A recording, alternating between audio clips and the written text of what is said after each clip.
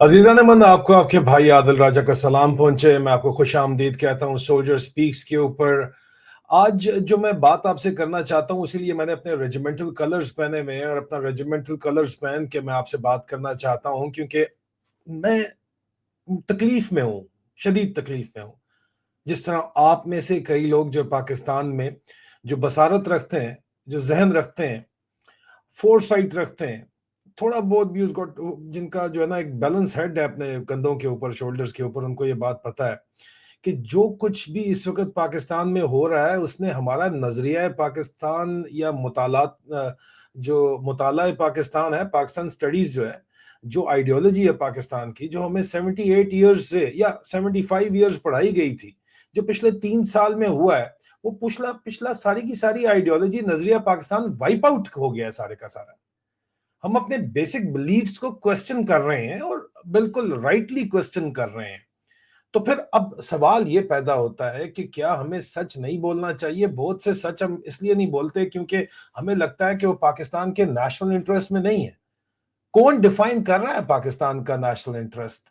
पाकिस्तान की अफवाज, पाकिस्तान की फौज, क्योंकि वो पाकिस्तान के लिए कुर्बानियां देती है। मैं तीसरी नस्ल का पाकिस्तान की फौज का अफसर हूं। पाकिस्तान की फौज में 22 साल सर्विस की है। एज अ मेजर मैं वहां से वॉलंटियरली रिटायरमेंट फुल ऑनर्स और अवार्ड के साथ लिए। आज भी पाकिस्तान के नेशनल इंटरेस्ट जो मुझे समझ आते हैं, जो मेरे दिल को लगते हैं, उनके ऊपर बात करता हूं। इसीलिए इमरान खान को सपोर्ट करता हूं, कोई शक नहीं है। लेकिन कुछ किस्से अब तक जो है दबा के दिल के अंदर इसलिए रखे हुए हैं कि यार इसमें से हमारे जो है वो मजाक उड़ेगा, नुकसान होगा। लेकिन अब मेरे ख्याल में ये वो जख्म है जिनके वो बजाय इसके कि हवा लगने दी जाए और उनके ऊपर जो है वो उनकी मरहम पट्टी की जाए, हमने उनको जो है दबा लिया। ये वो जख्म है जो नासूर बन गए हैं, कैंसर बन गए हैं। और कैंसर का इलाज जो है वो काट के करना पड़ता है, और हम नहीं चाहते कि पाकिस्तान मजीद काटा जाए। आधा तो कट चुका है इन्हीं वजह से, इसी तरह की हरकतों से। लेकिन हम फिर भी भूल गए थे। लेकिन अब मेरे ख्याल में पिछले 3 साल में जो कुछ हुआ है, उसमें हम ये आइडियोलॉजी ऑफ पाकिस्तान जो हमें पढ़ाई गई है, we need to rethink it. और कर रहे हैं लोग ऑलरेडी, वो पिछला वाइप आउट हो चुका है सब कुछ। ये एक खामोश इनकलाब है जो पाकिस्तान में आ चुका है, इसमें कोई शक नहीं है। और यहाँ पे कारगिल की जंग का जो किस्सा है वो बहुत इंपॉर्टेंट है। मैं जाती तौर के ऊपर उसमें इन्वॉल्व हूं। दो इसमें एस्पेक्ट है, एक मिलिट्री एस्पेक्ट, फौजी एस्पेक्ट, दूसरा पॉलिटिकल एस्पेक्ट कि क्या वहां पे कारगिल की जंग में पहला फौजी जो नुक्ता नजर है, फौज में हुआ क्या था, असल कहानी क्या थी।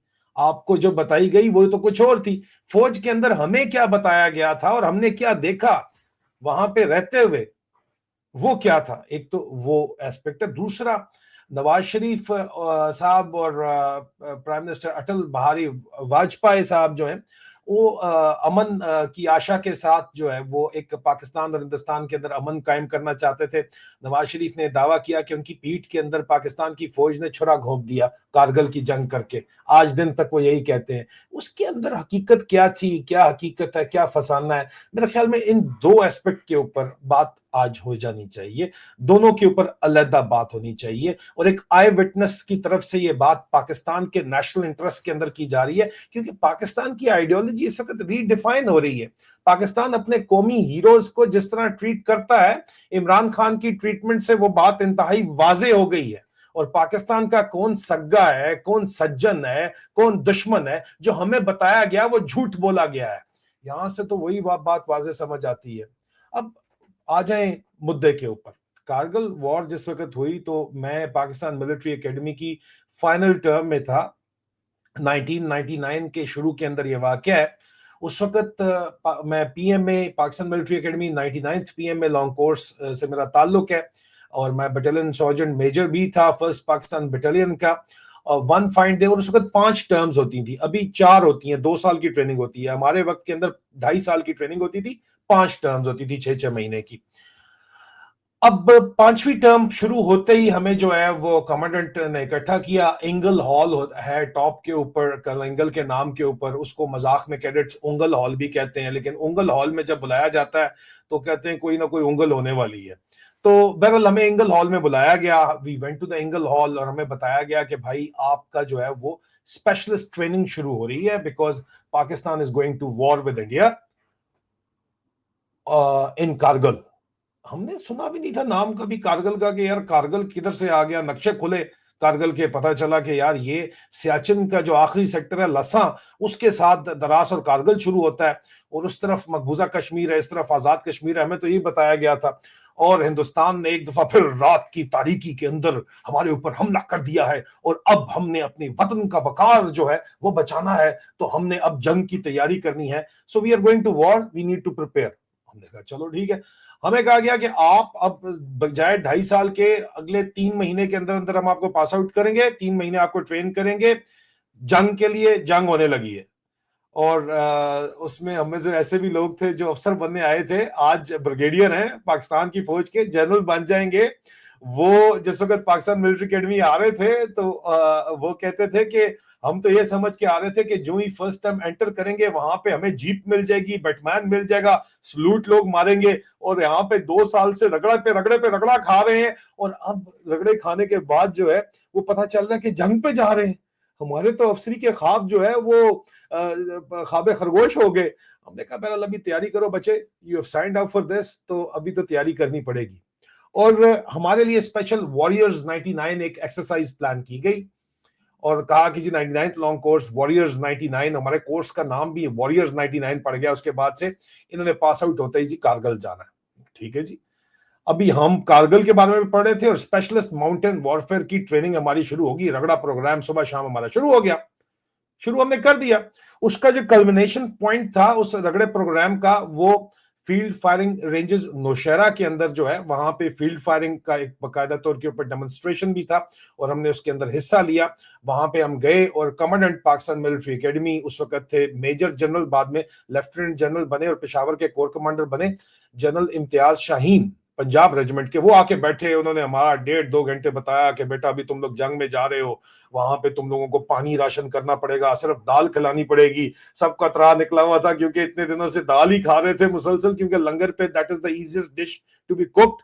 और जंग की तैयारी के अंदर जो है वो दाल ही सिर्फ पक रही थी, और दाल के अलावा जब बिल्कुल ही दिल जो है वो दालो दाल हो जाता था, तो फिर बेगिंग पेट्रोल्स निकला करते थे एक्सरसाइज एरिया से, और आसपास के गांव के अंदर जाके जो है वो बेग किया करते थे कि कोई अंडा पराठा बना दो, कोई लस्सी पिला दो। ये प्रोग्राम चलाया जाता था वहां पे बाकायदा तौर के ऊपर। बट ये हर दफा होता है, और ये हर हर जगह ही होता है इस तरह। अब वहां से पास आउट हम हुए तकरीबन अगस्त, मुझे आज भी याद है 1 अगस्त 1999 से एक दिन पहले हम पास आउट हो गए। मतलब the last day of July was the passing out parade. अब पासिंग आउट परेड से इस सारी तैयारी से तकरीबन 2-1 हफ्ते पहले खबरें, हम सिर्फ पाकिस्तान टेलीविजन होता था हमारे पास, वो हम सुनते थे। हमने खबरें देखनी, हमने कहा ना यार जंग पे जा रहे हैं कारगिल, तो पता तो चले किधर जा रहे हैं। लेकिन उससे तकरीबन महीना पहले ही रेगुलर अलॉटमेंट ऑफ रेजिमेंट्स होना शुरू हो गई। मुझे आर्मड कोर में 18 हॉर्स रेजिमेंट जो है मैंने बाय चॉइस ली, और मैं 18 हॉर्स रेजिमेंट के अंदर चला गया। जाना मैं 19 लांसर में चाहता था, लेकिन वो मेरे मामू कमांडिंग ऑफिसर थे, और मैं क्रॉस बेल्ट था, तो उन्होंने कहा जी के क्रॉस बेल्ट का बैन है, 19 लांसर के ऊपर नहीं जा सकते। चंगा ही होया नहीं गए ऐसी, जो भी वजूहत हैं वो बाद में करेंगे। लेकिन बड़ी जर्नैली यूनिट है, गजा के लिए भी तैयारी कर रही थी जाने के लिए, अभी वो किसी और दिन बात करेंगे किंग जॉर्ज विक्टर्स ऑन के बारे में। ठीक है जी। मैं 18 हॉर्स रेजिमेंट में कोहार्ट में मेरी पोस्टिंग जो है वो मुझे पता था मैंने जाना है। लेकिन इन द मीन टाइम हमें खबरें सुनने लग गई कि यार कारगिल के अंदर तो इंडियन मीडिया कह रहा था कि घुस बैठिए चले गए हैं। हम अपना मीडिया देखें तो उन्होंने कहा कारगिल में मुजाहिदीन लड़ रहे हैं, और हमें ट्रेनिंग में बताया गया कि आप हो सकता है मुजाहिदीन की शक्ल में इन्फिल्ट्रेट आपको कराया जाए। इन्फिल्ट्रेशन ऑपरेशन हमें पढ़ाया गया बकायदा। हम बड़े हैरान थे कि ये मुजाहिदीन है, घुसपैठी हैं, ये तो कौन है, और ये तो हमने वहां पे जाना था और लड़ना था, और ये अभी कहानी यहाँ पे तो टोटल बदल गई है। और फिर पता चला कि नवाज शरीफ अमेरिका पहुंच गया, सदर बिल क्लिंटन की मिन्नत तरला कर रहा है कि जी ये जंग खत्म कराओ, और जंग खत्म हो गई। और रेगुलर रूटीन में हम पास आउट होकर अपनी अपनी रेजिमेंट्स के अंदर चले गए, अपनी अपनी यूनिट्स के अंदर चले गए, और उसके बाद बेसिक कोर्सेज के ऊपर चले गए, और इन्फेंट्री बेसिक के ऊपर भी हम गए। हम में से कुछ लोग ऐसे थे जो कि कारगिल सेक्टर के अंदर भी गए, लेकिन उस वक्त तक कारगिल से मुकम्मल विड्रॉल हो चुका था। लेकिन हम जब अपने इन्फेंट्री बेसिक के ऊपर, आर्मर्ड कोर ऑफिसर को इन्फेंट्री बेसिक भी करना पड़ता है, इन्फेंट्री बेसिक के ऊपर जब पहुंचे, तो वहां पे हमारा जो चीफ इंस्ट्रक्टर था वो कारगिल सेक्टर से आया हुआ था। जो मेरा अपना जो इंस्ट्रक्टर था, कप्तान था, नाम नहीं लूंगा, ब्रिगेडियर साहब हैं, अभी जनरल उन्होंने बन जाना है अगले बोर्ड के अंदर, तो रोले में ना वो पड़ जाए, वो कारगिल से आए हुए थे। एक और बड़ा फेमस कैरेक्टर था जो अभी पुलिस के शहबाज शरीफ के दौर के अंदर बड़े फेयर्ड, जो सीसीडी टाइप चल रही है, और वो भी कारगिल से आए हुए थे, शदीद जख्मी थे, और उनको बाद में सिविल सर्विसेज के अंदर जनरल मुशर्रफ ने इंडक्ट करवाया, और वो पुलिस के बड़े मायनाज अफसर बन गए। और इन ऑफिसर्स के साथ मुलाकात की, और हमारे अपने कोर्समेट्स भी वहां पे गए, और मेरी अपनी पोस्टिंग आ गई उसके बाद लस्सा सेक्टर के अंदर, जो कि कारगिल का बिल्कुल नेक्स्ट सेक्टर है। सियाचिन के अंदर मेरी अपॉइंटमेंट आई, हेडक्वार्टर 323 ब्रिगेड में चला गया, और ये 80 ब्रिगेड का एरिया उसके साथ शुरू हो रहा था, वहां पे हम चले गए। अब मेरी जो फर्स्ट हैंड मुलाकातें उन अफसरान से हुई जो कि कारगिल एरिया के अंदर मौजूद थे। तो उन्होंने मुझे बताया कि यार चक्कर ये था कारगिल का कि क्योंकि सर्दियों के अंदर जो है वो इंडियंस अपनी पोस्ट, और इंडियंस पूरे सियाचिन में और कारगिल दराज में भी उनके पास डोमिनेटिंग पोजीशंस हैं, वो हायर ग्राउंड के ऊपर बैठे हुए, हम लोअर ग्राउंड के ऊपर बैठे हुए। तो ये हायर ग्राउंड सर्दियों में पॉसिबल नहीं होता वहां पे रहना, तो इंडियंस जो है वो हायर ग्राउंड में अपनी पोस्टें छोड़ के चले जाते थे पीछे बेस कैंप्स के अंदर। और जो ही सीजन खुलता था, वहां गर्मियों के अंदर भी -20, 30, 40 टेम्परेचर होता है माइनस, और बर्फ पड़ी होती है, लेकिन गर्मियों में वापस आ जाते थे, सर्दियों में पॉसिबल नहीं था। लाइंस ऑफ कम्युनिकेशन जो है वो उनकी बहुत मुश्किल है वहां पे खुली रखना, तो इसलिए वो हम यहाँ पे पाकिस्तानी जो है वो डंपिंग करते हैं, पूरे सर्दियों के सीजन की राशन की डंपिंग करके, सर्दियों में रास्ते बंद होते हैं, वहां बैठे रहते हैं, और दरमियान में सर्दी की वजह से अगर कोई बीमार शिमार हो जाए तो इमरजेंसी अगर रूट कुछ मौसम इजाजत दे तो, जो कि नहीं देता, नहीं तो वहीं पे जो है वो ऊपर ही शहीद हो जाता है बंदा। इंडियंस की अप्रोच, क्योंकि वो हमसे भी हाइट पे थे और वो छोड़ के चले जाते थे, खास तौर के ऊपर ये कारगिल सेक्टर जो है, तो इन्होंने एक ऑब्जर्व ये कर रहे थे बड़े अरसे से वहां पे। एनएलआई की ट्रुप्स भी, खास तौर के ऊपर नॉर्दर्न लाइट इन्फेंट्री की ट्रुप्स थी, और वो लोग जो है उनको हम मजाक के साथ कहते थे कि इनको कुत्तों के फेफड़े लगे हुए हैं, क्योंकि यार वो बगैर ऑक्सीजन के ऐसे चढ़ते थे पहाड़ों के ऊपर। एंड माइंड यू 16,000 फीट से ऊपर जो है वो रेगुलर बंदे का बच्चा नहीं जिंदा रह सकता। आपका जो है वो ब्रेन सेल लूज होते हैं, लॉस ऑफ एपेटाइट होती है, बेताशा high high altitude cellular oedema होता है, हाई एल्टीट्यूड पल्मोनरी एडेमा होता है, बहुत से मसाइल होते हैं। तो आप जो है वो 16,000 फीट से ऊपर जो है वो लिविंग कंडीशंस नहीं होती रहने की, लेकिन हम 21,000 फीट के ऊपर भी बैठे हुए हैं, 22 पे भी बैठे हुए हैं, लेकिन हम डंपिंग करके वहां पे बैठ जाते हैं। इंडियंस जो अपना फर्स्ट लाइन ऑफ डिफेंस था वो छोड़ के चले जाते थे, इनको नजर आता था, आमने सामने नजर आ रहे होते हैं, एक दूसरे से बात करते हैं, वो साथी साथी कह के एक दूसरे से बात भी करते हैं, आज क्या पका है, और एक दूसरे के साथ कोऑपरेट भी करते हैं। लोकल कमांडर, उनका कोई बंदा गिर जाता है क्रेविस के अंदर, डेड बॉडी करती है विकेट। ये मैं उस जमाने की बात कर रहा हूँ जब मैं वहां पे था 2000 के अंदर, 1999 के अंदर, तो वहां पे जो है ओपन खुलेआम फायर चलता था, सीज फायर वाला कोई माहौल नहीं था, ठीक है। तो फिर वो कहते थे कि सर हमने डेड बॉडी लेके जानी है अपनी, या हमने अपना शहीद निकालना है, तो आप फायर मत करो, गिर गया बंदा, गिर गया है, या हमने जो है वो रेस्क्यू पार्टी भेजनी है, तो हम वो क्विड प्रो को बेसिस के ऊपर हम उनको फेवर करते थे, वो हमें फेवर करते थे। इस तरह पूरे के पूरे एलओसी पे, एलएसी पे यही काम चलता है। लोकल कमांडर्स एक दूसरे के साथ जो बैठे हुए आमने सामने में एक दूसरे से बात कर रहे हैं, वो यही करते हैं, ठीक है।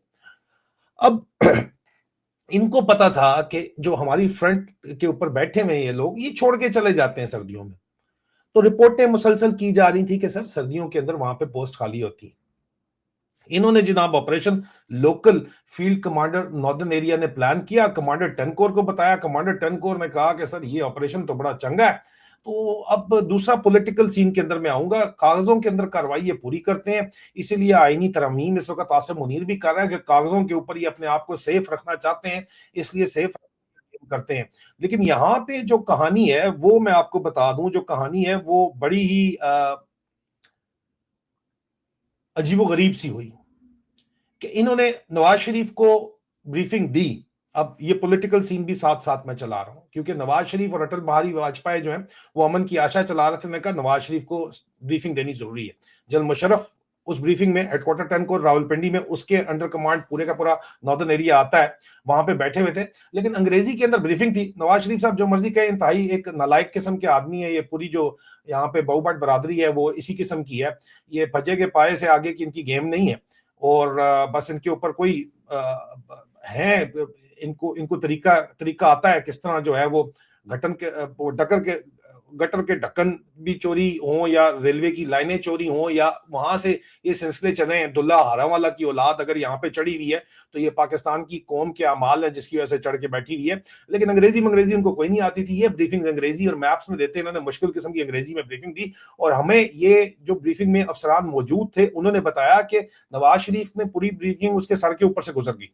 ठीक है, बिकॉज वो डिजाइन इस तरह की थी कि नवाज शरीफ को समझ ना आए, बस यस सर सर ठीक है सर, हाँ ठीक है। और साथ साथ नवाज शरीफ को टी ब्रेक जो है बड़ी लेविश किस्म की सर्व करते रहे, उन्हें खिलाते रहे। नवाज शरीफ को खापे का भी बड़ा शौक है। नवाज शरीफ ने उस ब्रीफिंग के बाद सिर्फ एक बात सवाल में जब सर एनी क्वेश्चंस, उन्हें समझ तक कख नहीं आई सी, क्योंकि ये ऑपरेशन प्लान करके बैठे हुए थे कि first line of defence Indian खाली करके चले जाते हैं, हमने वहां पे बैठना है। नवाज शरीफ का सवाल सिर्फ एक था, यार ये सैंडविच बड़े चिकन सैंडविच बड़े मजे के थे, किसने बनाया, शेफ कौन है, ये शेफ मुझे मिल सकता है पीएम हाउस में। This is what the officers were involved and they were like laughing like anything. और उन्होंने बताया कि यार इसने सिर्फ ये एक सवाल किया था नवाज शरीफ ने वहां पे, प्राइम मिनिस्टर ने, और इसको जो है वो शेफ को हमने कहा कि ठीक है सर पीएम हाउस के शेफ को हम ट्रेन कर देंगे, दे तो हम नहीं सकते, कोर कमांडर का शेफ है, लेकिन आपके शेफ को ट्रेन कर देंगे। वो बहुत खुश हुआ नवाज शरीफ ने कहा और सब गुड है, वेरी गुड है। असल में उस वक्त ये कारगिल का प्लान था जिन्होंने अप्रूव करवाया था, नवाज शरीफ ने सरूं लंग गया, उसको पता ही कोई नहीं। इन्होंने फर्स्ट लाइन सर्दियों में खाली हुई है, वहां जाके बैठ के तैयारी इन्होंने पूरी की हुई थी और जबरदस्त तरीके से बैठे। और पूरा पियून वैली जो है वो कारगिल के बिल्कुल साथ पियून वैली है। पियून वैली पूरी की पूरी लॉजिस्टिक से भरी हुई थी। जल महमूद उधर बैठा हुआ था और इन्होंने कहा जनाब कि हम जी ठीक है, हम फर्स्ट लाइन ऑफ डिफेंस पे पहुंच गए और सर इंडियन कोई भी नहीं है।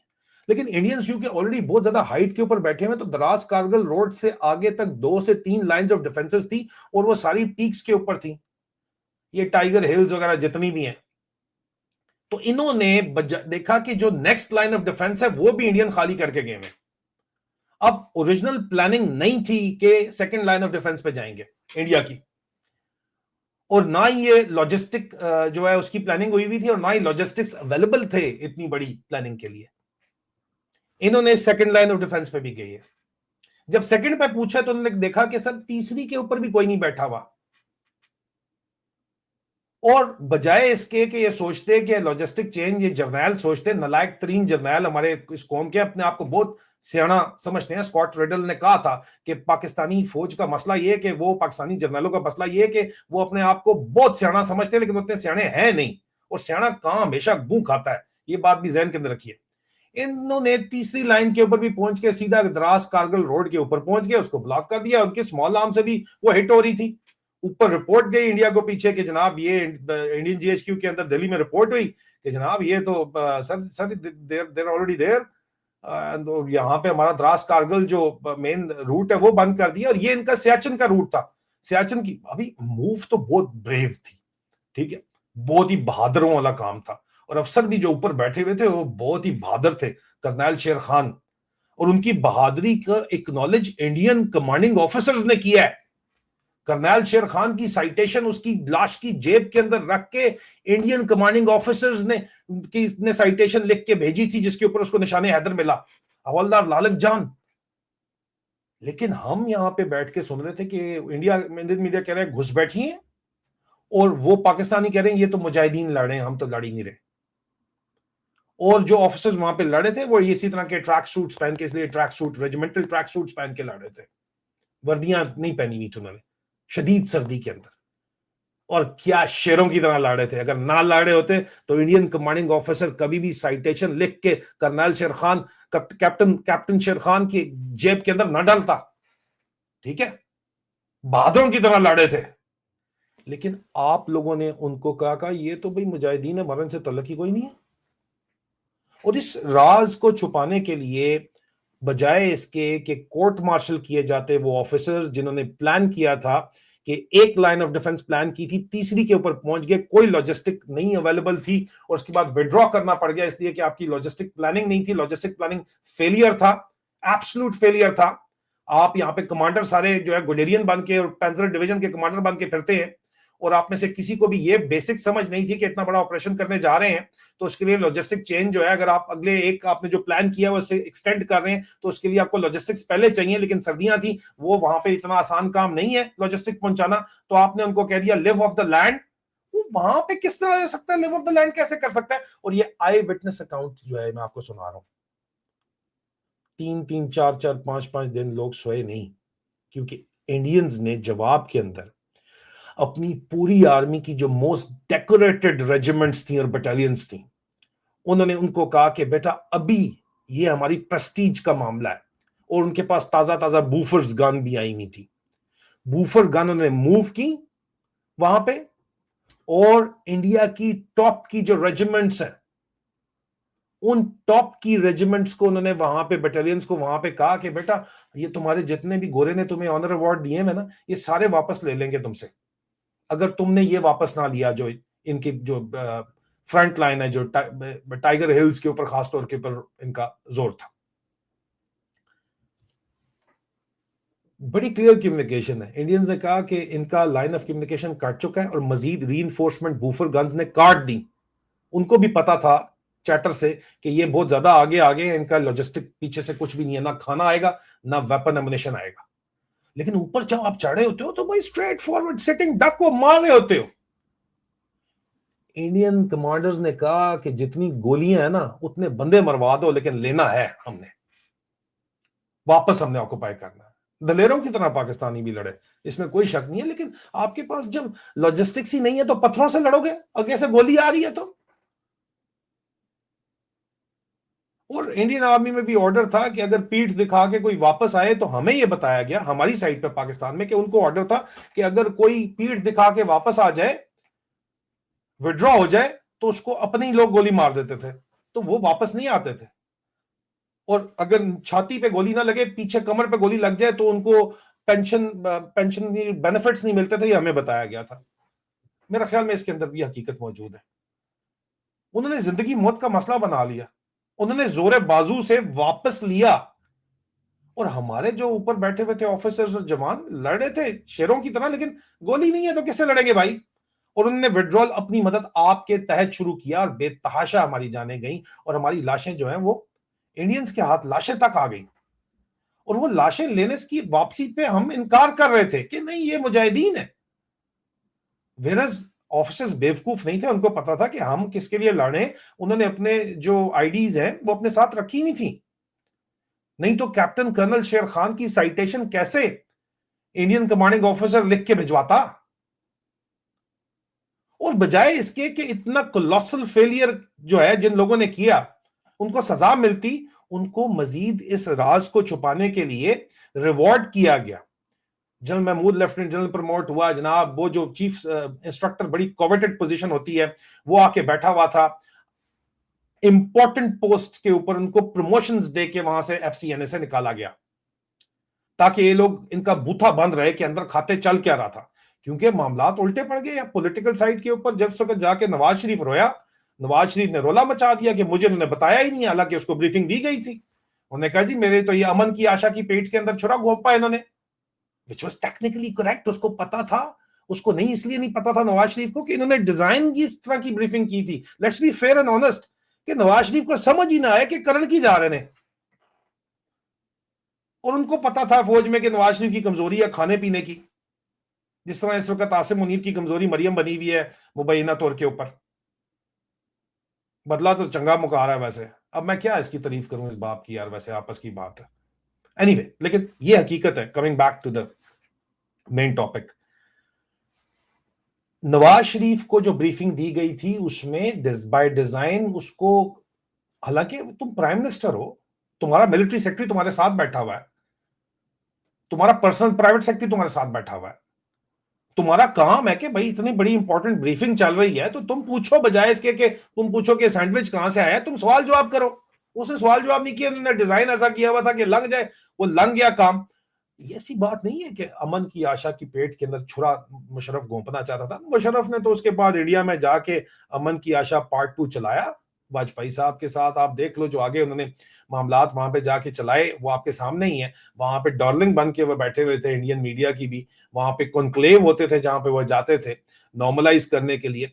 कश्मीर के अंदर जो मुजाहिदीन थे, जो कि उनको इन्होंने यू टर्न लिया अंडर अमेरिकन प्रेशर, 2002 के अंदर ही ले लिया उन्होंने।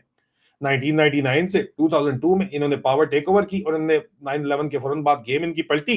अमेरिकन ने कहा पार्टनरशिप तो करनी है, लेकिन इंडिया भी हमारा जो है वो हमारे साथ उनका स्ट्रेटेजिक पार्टनरशिप चल रहा है, तुम बंदे वापस बुलाओ जो तुमने कश्मीर में भेजे, उन्होंने वापस बुला लिए। 2006 तक वो यू टर्न 4 साल तक चलता रहा, 2006 में कंप्लीट हो गया। इन्होंने टोटल यू टर्न दे दिया और अभी यहाँ से मुनीर उसको दोबारा से रिवाइव करना चाहता है।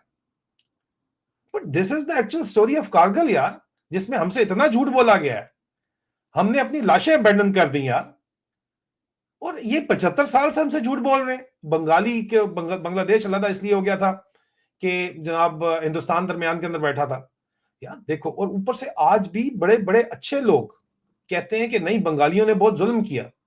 वो क्या आपकी तरह कोड़े होके लेटे रहते पंजाबियों की तरह? मैं खुद पंजाबी हूं, माइंड नहीं कीजिएगा, ठीक है, लेकिन मैं जो है मेरा मेरा ताल्लुक जो है, मेरा खून जो है वो लड़ाका जंगजू खून है, ठीक है। तो मैं आपको सिर्फ बता रहा हूं, पहाड़ी हैं हम लोग, हम पहाड़ी जो है वो लड़ते हैं, अपने राइट के लिए लड़ते हैं, लड़े हैं आज भी, लड़ते रहेंगे, हिम्मत नहीं हारनी, ना हारेंगे। लेकिन मुझे आप ये बात बताओ कि 75 साल से मुसलसल यही झूठ हमसे बोला जा रहा है, बार बार बोला जा रहा है कि जी बांग्लादेश हिंदुस्तान की वजह से टूटा है, हिंदुस्तान 65 में रात की तारीखी में आया था। आपने जाके उधर पेश की थी, इन सालों ने खुद पेश की थी जाके रन ऑफ कच्छ के अंदर, तब वो आए थे,